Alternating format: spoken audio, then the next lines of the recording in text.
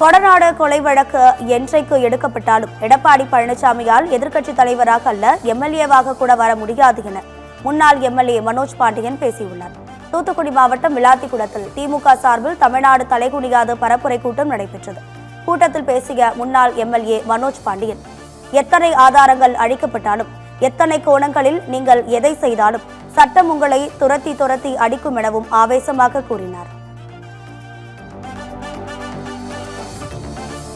கொடநாடு கொலை வழக்கில் நான் இப்போதும் சொல்கின்றேன், மீண்டும் சொல்கின்றேன், கொடநாடு கொலை வழக்கு என்றைக்கு எடுக்கப்பட்டாலும் எடப்பாடி பழனிசாமி எதிர்க்கட்சி தலைவர் மட்டுமல்ல, சட்டமன்ற உறுப்பினராக கூட வர முடியாது என்பதை இங்கே நான் தெரிவிக்க கடமைப்பட்டிருக்கின்றேன்.